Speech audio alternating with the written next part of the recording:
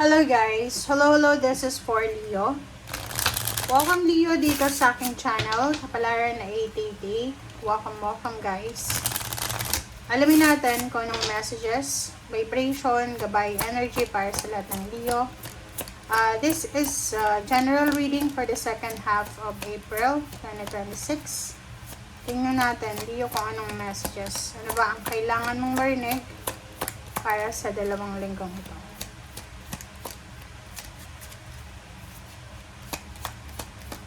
Okay, general reading. So, please connect your impression, guys.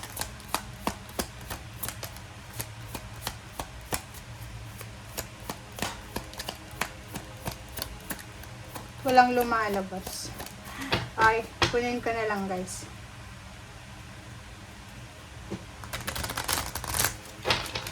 Oops, eto. Number 12, number 3, Queen of Diamonds. Wow. So, Leo, nakikita ko sa'yo dito na kung may anak ka, dalawa ba yan, babae or lalaki, or kambal, or kung ilan man yung anak mo. Ang dalawang linggong ito ng April, napakaganda na ito kasi mararamdaman mo na mahal ka ng mga anak mo, kung may anak ka. And if you are naman anak, ipaparamdam mo sa parents mo na sobra-sobra yung pagkikare mo sa kanila. Kumbaga, maganda yung relationship mo between your kids or with your nephews, niece, or kung sino man siya na mas bata pa sa'yo.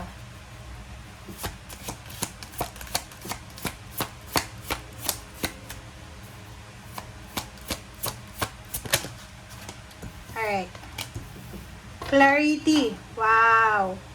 So, Leo, sinasabi ng bara sa'yo na especially kung may anak ka na teenager, or pwedeng may anak ka na nasa above 25 years old, parang ganun.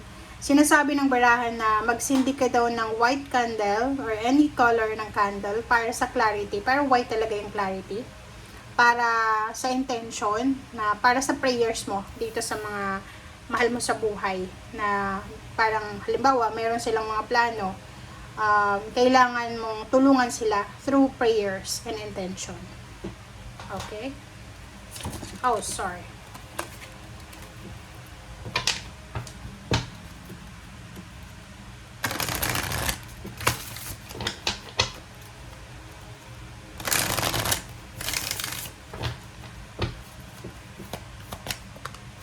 Of sacrifice. Number 12 din siya. 12.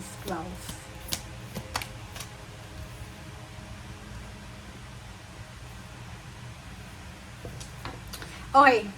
Leo ka. Nasa long distance relationship ka ba? If you're in a long distance relationship, nasa ibang bansa ka ba or yung person mo ay nasa ibang bansa, lahat daw ng sacrifices niyong dalawa, as a couple, as a partner, ay mayroon siya na positive result. Kumbaga, magbubunga na lahat ng sacrifices niyong dalawa.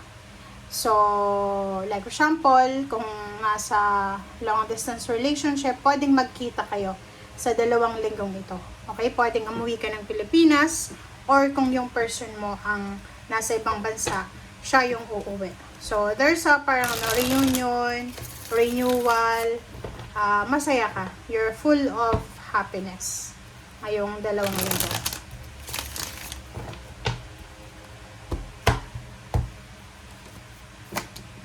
Okay, High Priestess. Eight of Swords. Okay, so dito Leo, makinig ka. Sinasabi ng bara sa'yo dito na sa nakaraan, 'di ba? Before, ang dami-dami mong pinagdadaanan na obstacles and challenges. Like, ilang beses kang natakot, lalo na kung business person ka. Maraming beses ka na nag-launch ng business, pero hindi pa rin siya nagbo-boom. May iba sa inyo dyan na sa relationship, parang hindi ka na masaya, pero dahil sa commitment or dahil natatakot ka na mag-isa, nakikipag, 'di ba? Parang hindi ka nakikipaghiwalay, parang ganun. But for this 2 weeks, ang ganda na ito kasi yung High Priestess dito, sinasabi na susundin mo. Okay? Susundin mo kung ano yung sinasabi ng tawag dyan. Susundin mo kung ano yung sinasabi ng intuition mo, ng instinct mo. Okay? So, ang ibig sabihin, lahat ng decision making mo, sorry guys, wait lang. Okay, lahat ng decision making mo ay ibabase mo siya sa intuition. Hindi dahil sa, ibabase mo siya dahil sa yun ang sinasabi ng ibang tao. No. Kumbaga, this 2 weeks na to, sobra-sobra kang magiging wise sa lahat ng mga decision mo. Na parang pakiramdam mo, you are free to decide for yourself. So, sinasabi ng bara sa'yo dito, sundin mo kung ano yung sinasabi ng puso mo. Okay? There's a freedom. Kumbaga, yung dati na restricted ka, yung dating nakapos, nakahang, ngayon ay malaya ka na magawa kung ano man siya. Okay? So, let's check.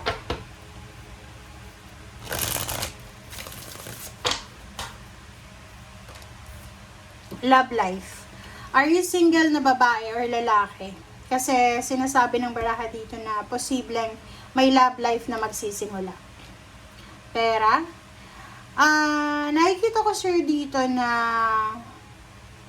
naghahanap ka, kung single ka naman, you're looking for a relationship na financially stable. Kumbaga, hindi ka magsisettle, nasa isip mo yan hindi ka magsisettle na kung kani-kanino lang. So, nakikita ko sa'yo dito na meron ditong Leo na nakafocus ka sa pera.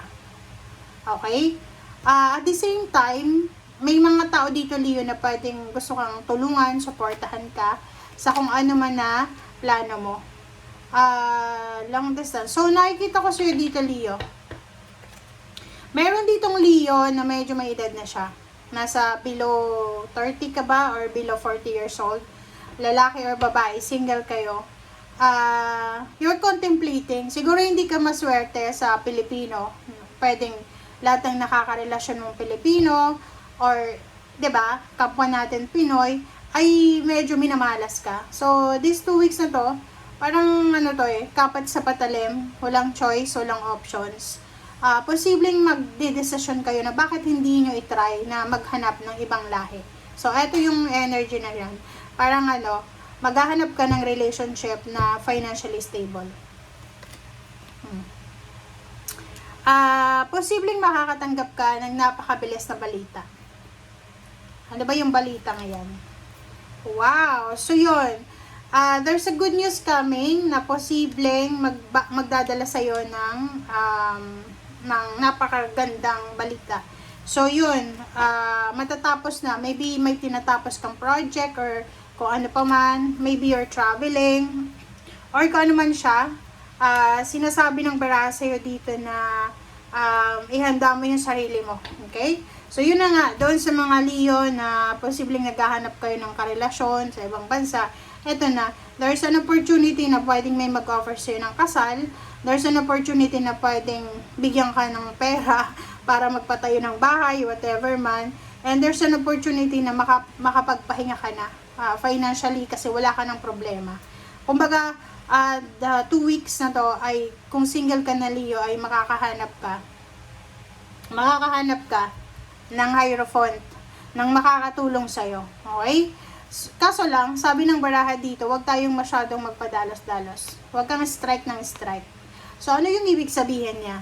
Okay, so doon sa mga nagbabalak na mag-sign up sa mga dating website or dating program or application, mag-iingat kayo kasi, okay, pwedeng offeran ka na to ng ibang lahi na to na pakasalan ka, dalhin ka sa bansa niya, bigyan ka ng tulong, ganyan, ganito. But, etong ino-offer niya sa'yo na tulong, gagawin ka niyang beneficiary. Mag-iingat ka, huwag kang strike ng strike kasi posible daw nagulo or baka may asawa yan, baka hindi po yan divorce, baka may problema yan, may criminal record sa ibang bansa or whatever. So, sinasabi ng baraha, mag-iingat ka sa pagtanggap ng kung ano man yan na tulong or pakikipag-commit sa taong yan. Okay? Thank you guys. Bye!